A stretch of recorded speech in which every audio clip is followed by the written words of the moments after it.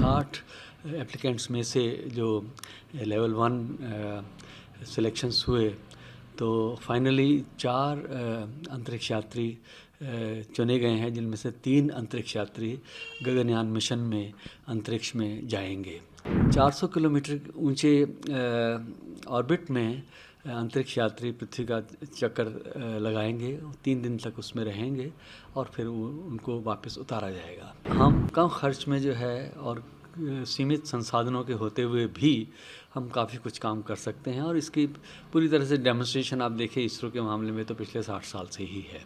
अंतर्राष्ट्रीय स्तर से अगर हम देखें तो दुनिया की टॉप 5 एजेंसीज़ में इसरो है और कौन किससे कम है इस तरह की अब बात जो है मायने नहीं रखती। हम भी किसी से कम नहीं हैं और हम हमारे अगले 25 साल जो आप ये समझिए कि काफ़ी रोमांचपूर्ण रहेंगे, क्योंकि चंद्रमा का मिशन है, वीनस का मिशन है, मंगल ग्रह का मिशन है। गगनयान को लेकर के तो बहुत समय से चर्चा है और उसके बारे में जो इसरो के शुरू से काफ़ी समय से न सिर्फ एक्सपेरिमेंट चल रहे हैं, विभिन्न प्रकार के जो हैं टेस्ट व्हीकल लॉन्चेस हुई हैं।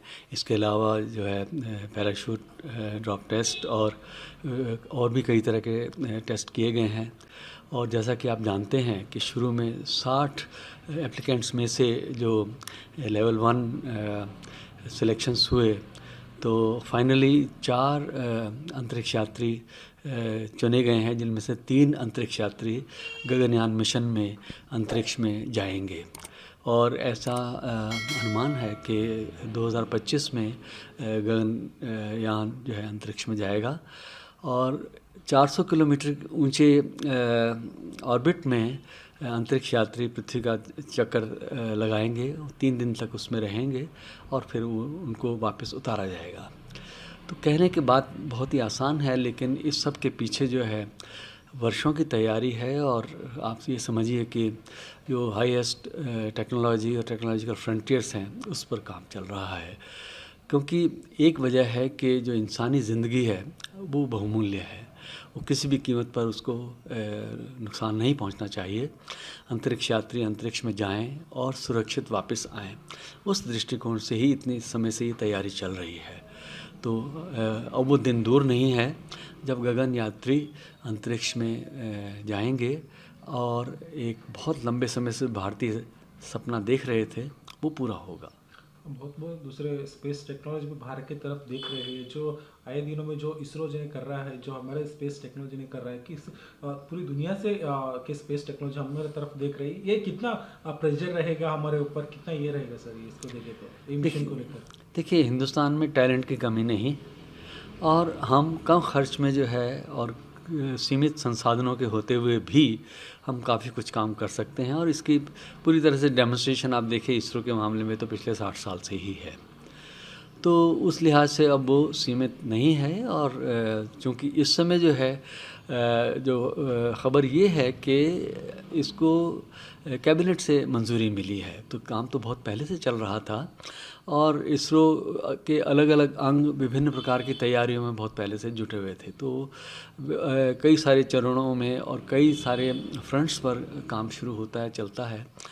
तो ह्यूमन स्पेस फ्लाइट जो है वो सबसे पेचीदा कार्यक्रम किसी भी देश के लिए हो सकता है।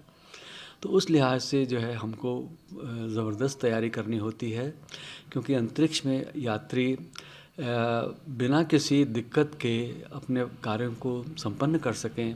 तो उनका लाइफ सपोर्ट सिस्टम और थर्मल सिस्टम और उनकी जो भी प्रोपल्शन मॉड्यूल है और दूसरे रिटर्न के लिए री एंट्री मॉड्यूल है, वो सब का जो है लिहाज से तैयारी होती है। तो इसरो के विभिन्न अंग उस दृष्टिकोण से काफ़ी हद तक एडवांस स्टेज में पहुँचे हुए हैं। तो अंतर्राष्ट्रीय स्तर से अगर हम देखें तो दुनिया की टॉप 5 एजेंसीज़ में इसरो है और कौन किससे कम है इस तरह की अब बात जो है मायने नहीं रखती। हर कोई एजेंसी अपने अपने स्पेशलाइजेशन रखती है, कोई किसी दिशा में आगे बढ़ गई, कोई किसी दिशा में आगे बढ़ गई। हम भी किसी से कम नहीं हैं और हम हमारे अगले 25 साल जो आप ये समझिए कि काफ़ी रोमांचपूर्ण रहेंगे, क्योंकि चंद्रमा का मिशन है, वीनस का मिशन है, मंगल ग्रह का मिशन है। इसके अलावा जो है जो इंफ्रास्ट्रक्चर के लिहाज से इसरो समय समय पर सैटेलाइट्स छोड़ते हैं, प्राइवेट सेक्टर इस दिशा में काफ़ी आगे बढ़ रहा है। तो आप समझिए कि चहुमुखी प्रगति हो रही है। सर ये गगनयान अगर सक्सेस होता है तो पूरी दुनिया को क्या मैसेज जाएगा सर, ये मिशन अगर सक्सेस होने के बाद, इसके बारे में?